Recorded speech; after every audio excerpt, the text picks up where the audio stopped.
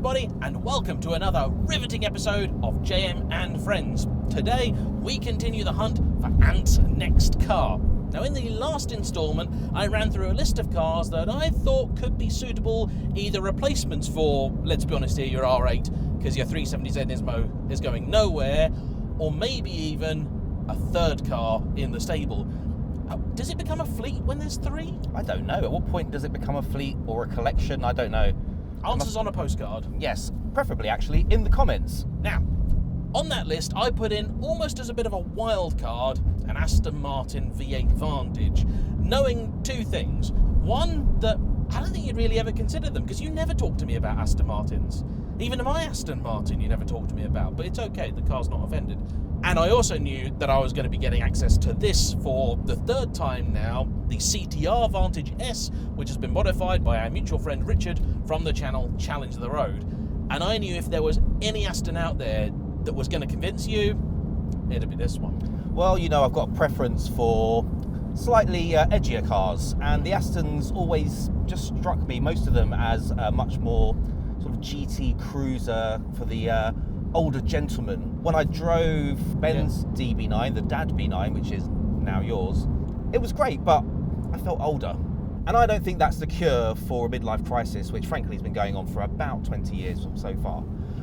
This is different though. This is the Aston Martin Challenge, literally the road, but Challenge race car. Like, you know when we drove the 355 Challenge car, right? Yeah. You know, it has the wing, it has, you know, the stance, the extra exhaust noise, stiffer setup, racier. You know, this is the equivalent, I think, for an Aston. Obviously, I know that Aston Martin do the AMR and the AMR Pro series cars, and I haven't driven one of those, so I can't comment. But and something edgier, that's what I need. And I have to say, first impressions, this fits. The regular V8 Vantage is already a bit tauter, a bit more focused than like a DB anyway, or that's the theory. The S is a little bit more focused and tauter and harder again, and then this, with all the modifications, is another step forward. Now, in quick summary, if you want to know everything that's been done to this car, check out some of my videos on it, but the short version is little more power from the engine, about 460 horse now, up from 430. A little lighter weight, was about 1,580 kilos, now it's 1,510. There's a lightweight battery, you've got these lightweight Recaro pole position seats, a lightweight V12 style bonnet, a few other things, different wheels, and I'm sure you haven't failed to notice the body kit as well, which consists of a GT4 splitter up front and this lovely carbon wing out the back, which last time I drove this car, it didn't have. And I've got to say, as much as, you know me, I don't like wings and things, that does look good. I like it. I like it a lot. I thought you would. Yeah, and it fits. I think it really suits the car. And look, while we're here, let's talk a little bit about the aesthetics, because when you do walk up to this car for the first time, you can tell that this is no ordinary Aston V8 Vantage. It is definitely something different. It is definitely something edgier, something... It's got stance. It does. You know, it's amazing because I'm quite familiar with these cars now. The last few months in particular, I spent a lot of time with a lot of Astons, and when this got dropped back off on my driveway, I just looked at it and went, wow, that looks so mean, because it's shorter than like the DB9s, because it's got no back seats, so it appears wider, even if it isn't really. It sits nice and low, though the way this is currently set up, I think it's not actually too low. It's been raised since the last time I drove it. These wheels look a lot better than the DBS ones it had on it last time, and it's just got a real purpose about it. Yeah, it's got a nice fitment as well, looks-wise on the wheels. I like the splitter, you know me, I like a little bit of aero on the car. You know, just enough aero to create more drag than it does anything else, but... Well, it does create downforce, and I know that only because Richard has recently been dabbling with these on track, and the last time he took it out, it created so much downforce from the back that he had to jack the suspension up a bit because it was bottoming out at Brands Hatch, and also he suspects it's cracked the rear light. Excellent. Which sounds like the sort of thing you'd be really in for. Yes. But yes, so much downforce it's breaking itself in half. Yes. Yes. And I've got to give a shout out to my son Damani. He likes Astons, he likes the Vantages, and for a long time he's always liked one that has this ACR body kit. There's one in Japan, it looks absolutely mean AF. He keeps going on and on and on about it. I think that he'd even like this.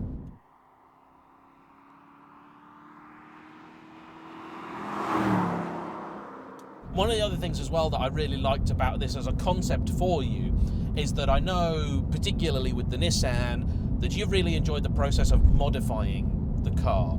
And there aren't a lot of cars like this where you can really modify them. A 911 has got lots of options. That's probably the sort of most obvious if you want to do that to a car. But you do very quickly run into the situation where if you throw enough money at like a Carrera S, why didn't you just start with a GT3 anyway? Yeah.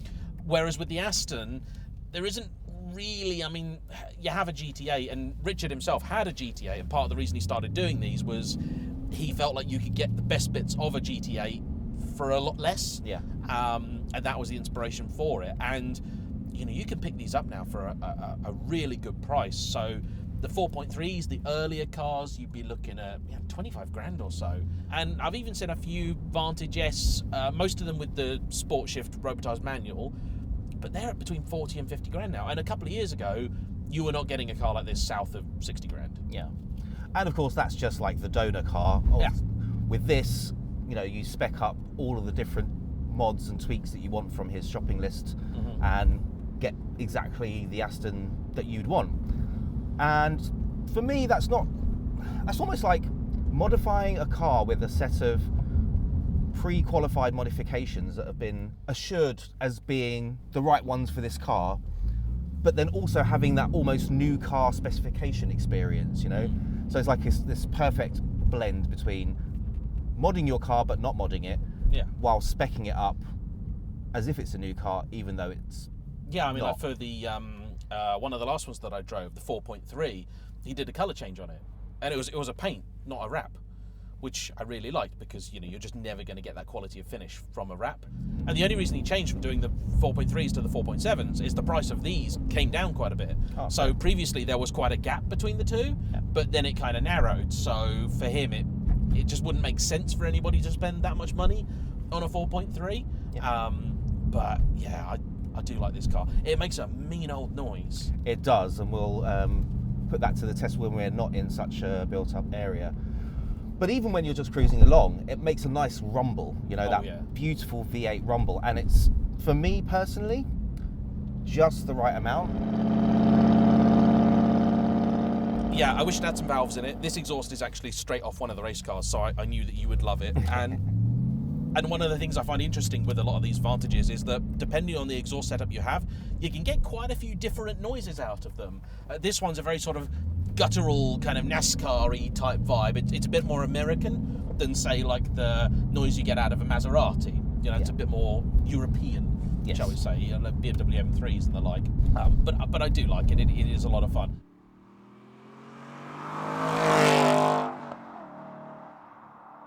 It is a special place to be as well. I mean, I know he's still got some stuff to do on the interior, but, you know, I get very few complaints with this. I love these seats. Yeah, they're very comfortable. Love the Recaros. They're better than the Cobras that were in it before. And I think as well, for you, I don't know if you see things the same way that I do, but I do like cars, where possible, that are complementary. Yes. I don't really want to double up in the fleet if it can be avoided. Yep. You've currently got a 6-cylinder. Yep. You've got a 10-cylinder, which is a format that I've never owned. No, that's completely untrue. I owned a Gallardo. I just erased it from the memory banks. So, but I don't currently own a 10-cylinder. Yep. And this is an 8. Yep. And you've not had an 8 before, have you? No, I haven't. No. So you're doing it the weird way round. Not many people have had a 10, and there is only really one better than that, which is a 12. Yes, I'm saving that. Yeah, and Richard is working on a V12 Vantage at the minute. He's got the car, he's done some stuff to it. I'm really not a fan of the standard car, neither is he, so when that's done, I think you've got to give it a go. You know, that one I would be especially interested in, because you know what you're saying about this V8 having that sort of rumble, the slightly more American, less European sound. There is a company in Brazil called Secret Weapon who make an exhaust system for the Aston Martin V12, and it sounds unbelievable. It's like almost like, not quite an Aventador, but almost like a Ferrari.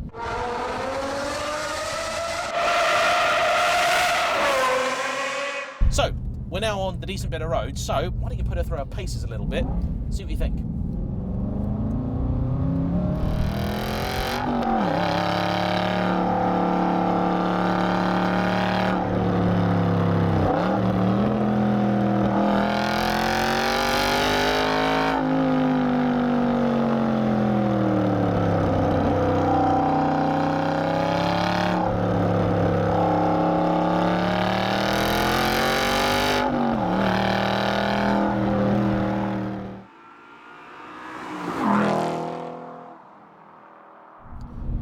off camera, before we recorded this section, we did all of our drive-bys. And within about 5 minutes, I knew that you liked this car because you don't drive the Ferraris like this. Not from the off. No, I need to get used to them a little bit first. But I got into this and I really felt at home straight away. It just felt natural. The steering felt just right. It was telling you everything that you need to know. I would have it a little bit weightier personally, but I think for most people this is probably about perfect. And the balance of the car feels great.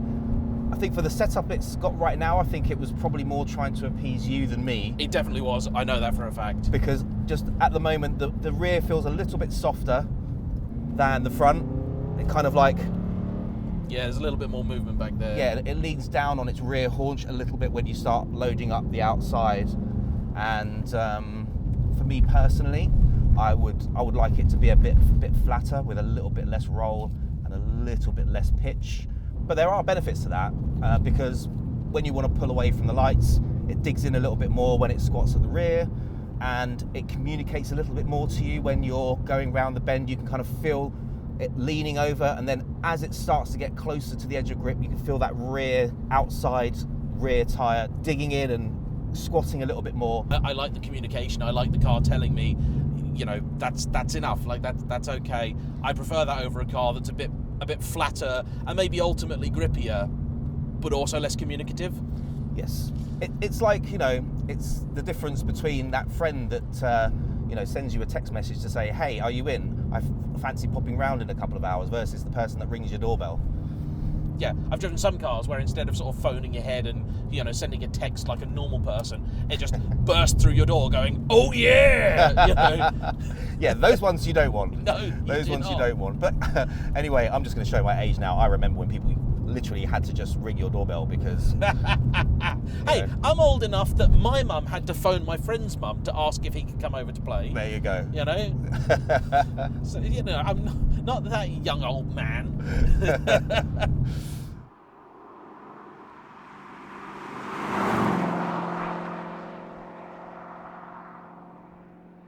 And actually, speaking of age, and I did say I was having a midlife crisis, this, to me, is like the perfect midlife crisis car.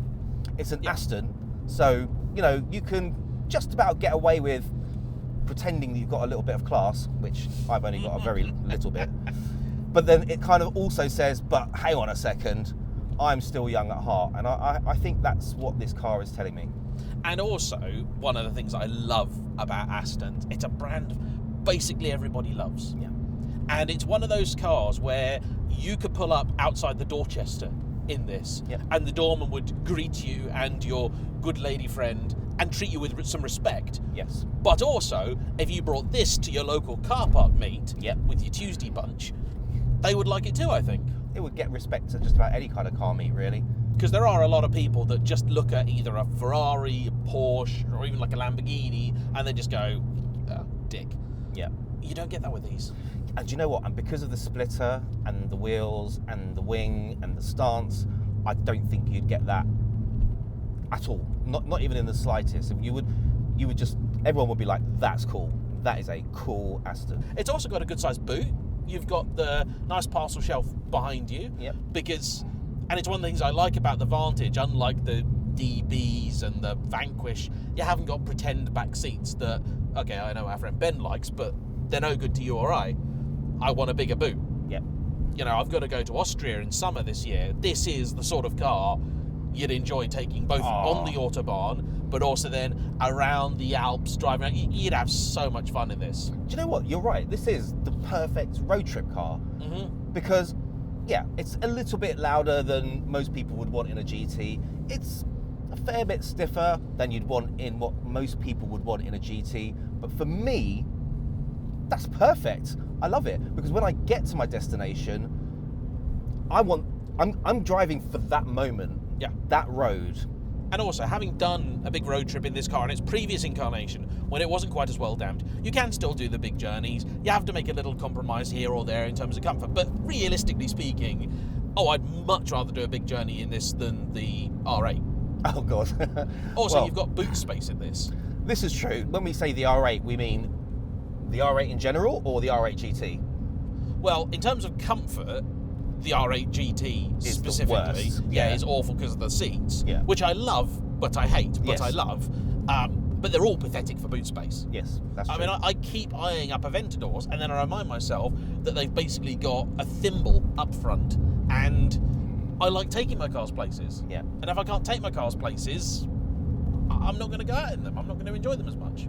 Well, you know, like you said, if you've got multiple cars, each one serves a purpose, and maybe certain cars, you just don't take them on the long road trip. But I'd be very happy taking this on a long road trip. Yeah, and for you, I know, for work, you don't have to drive. No. So when you do go in the car, it is an event. Yes. That's why you like the cars you've got. Yeah. And that's why I could see this kind of fitting in. I couldn't see it as an R8 replacement because it's not got the supercar credentials. No.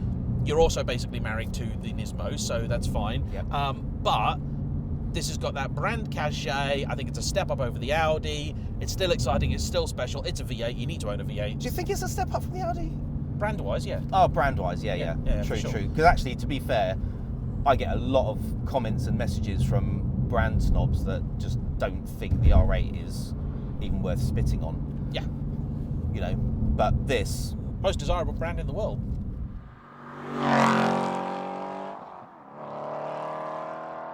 Obviously, this is a development car. Yep. Okay, so it's not in any way like spec'd up, finished, or anything like that. And also, there is no such thing as a definitive spec for these because you can have them like to taste. Yep. You know, these dampers are all made to order. Yep. They're not sat on Richard's shelf at home. They'll be built either depending on what mix of track and road you want. And I know he is working on some more track-focused iterations of this car, which I know you would probably like even more. And he's doing some track days and things as well, and he's got his whole club and everything going on. If you want to know more about exactly what he's doing, we'll put a link to the channel in the description down below. But let's just talk a little bit about some of the things that I would like to see available on the spec sheet for the interior. Yep. I really like these seats. Yep. But obviously, I would like to have the option of having them in Alcantara Yep. and having some sort of stitch design in them. Yep. Alcantara, everything. Well, to be fair, the cars did come from the factory with the option of Alcantara in them, and these Recaros can also be bought from Recaro with Alcantara already in them. Yeah. Plus, if you really want, you can just have the whole thing retrimmed. I don't think I've ever seen one of these that's got, you know, Alcantara up here, but you do get them with big sections of it here and in different places, and you can easily change like this to a bit more Alcantara and the like. He does have a different gear knob available because this is a Duralin or something. It's like a plasticky thing, and I don't like it, but he's got an aluminium one. Nice. Which That would I'd be much nice. prefer. The one that comes in the V12 by standard is this awful big cube. It's a bit weird. I don't like it. I also think that he could do a few more bits. I've suggested this in previous videos where now that the seats are manual, the controls can go. You can put like a little plaque or something down here. There is quite a few bits you can do. You can get retrimmed wheels, so you could get that in Alcantara and everything if you wanted to. I mean, in theory, you can basically have done whatever you want. For me, lots of Alcantara, lots of carbon. Very, very happy about that. I do also like, I know it's pretty much standard on the Vantages, these sort of struts. Get those in carbon as well. Oh, really? Mm-hmm. Oh. I think it's like a carbon cover. There's only one car I've seen it, and it had basically like the entire AMR catalogue thrown at it. Oh, yes. But yeah, no, that you can get those in carbon. Oh, I'm having a bit of a carbonasm right now. Yeah.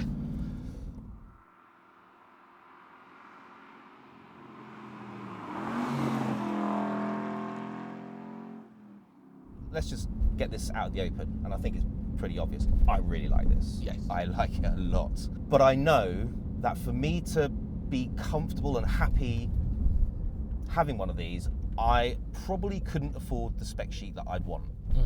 And I don't know if I could have it unless I could have all of the spec items I want.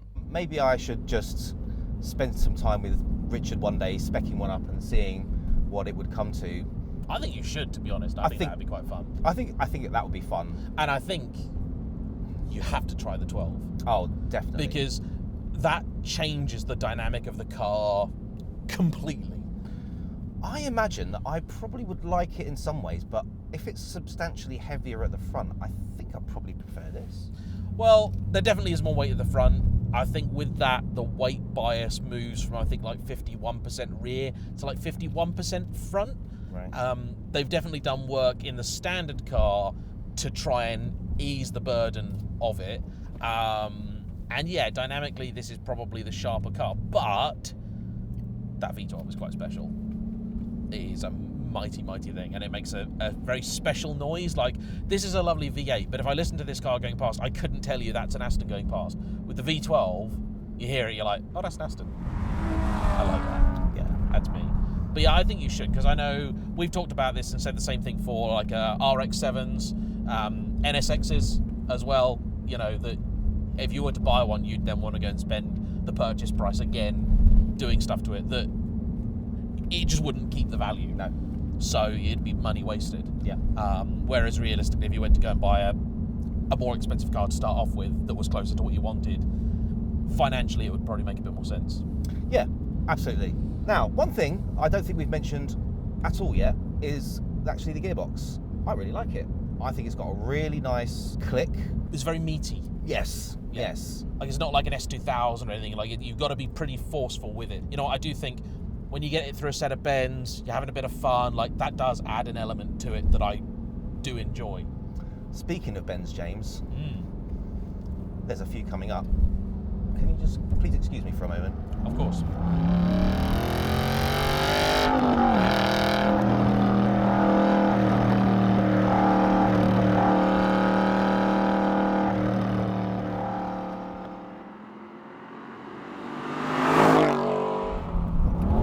Brakes are good too. Yeah, the brakes are good. They're uprated. Heel and towing's a little bit awkward, but you said that he's actually modified the pedal. Oh yeah, beforehand, impossible. Yeah, It's basically put it over. So it was just the gap between the brake and throttle was just too big. yeah, Even with my big shoes on, you couldn't do it. yeah. Oh, it's really, you can definitely heel and tow now. Oh yeah. And the harder you drive, the easier and nicer it is to do it. If you're trying to do it gently, the engine's just not responsive enough. And sport mode, essential. I'm not a fan of it, but I know you are. Oh yeah. When I first drove it without sport mode, I felt that the throttle pedal was just a little bit lazy. It was like I was asking for the power and it was like, oh, I'll get around to it.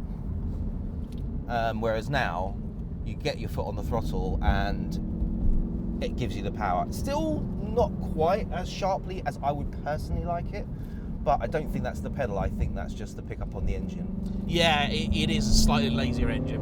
One of the other things that I personally quite like about the V12s, they have a lot more mid-range. Yeah. They have a lot more punch. They rev to kind of similar amounts. I mean, the V12 revs to about 7, and these rev to like just over 7. Yep. They're also both pretty similar on fuel as well, to be honest. The V12's surprisingly good for a V12. Yep. The V8's not really as good as you would think it would be. So they sort of meet in the middle. Yep. I like them both as engines go, and I'm forever in this quandary of like, if I did get a Vantage, do I get a V8, do I get a V12, or do I get an S, do I get a manual, do I get like a V12S with the latest Sport Shift box, which is probably roughly similar to what you've got in the R8, really, in terms of response. So many choices. So many choices, so many choices. And I suppose in conclusion, what can I say? Looks, tick. Yep. Handling, really, really good. I mean, really good. The steering, I think it's great. I'd like it heavier, but that's just me. I'm a bit weird like that. Gearbox, love it. And just, I don't know, you know that, the fizz. It gives me the fizz. That's important. Yes. And when you first laid eyes on it, because I don't think you'd seen it before, No. did you want it? Yes. Yeah. Which to me, especially for the sort of car we're talking about for you, like, if you don't at first glance go, I have to have it, like, just forget about it. If money was no object, Richard and I would be having a very serious conversation about me buying one. No. But because money is an object for me, because I am not rich per se, I have to put this on my maybe list, because we've got quite a few other cars to get through, and I need to know that next car that I get is one that I really, really, really am happy with. And our next car to test is another one from the list, and it's a bona fide supercar. Okay. Proper card carrying, quicker than the R8, more expensive than the R8, which is in a lot of ways more difficult because it means it's got to impress you even more than the R8. Yeah. And that's a very high bar. So if you want to find out what car that is and see what I think of it, then make sure you hit the subscribe button and hit the like button, because that tells YouTube that you want to see more. And of course, if you've enjoyed this video, we think you'd probably enjoy this one too. Oh yeah, I think they would. And big thanks to Richard for lending us the car. We'll see you for the next one. Bye-bye.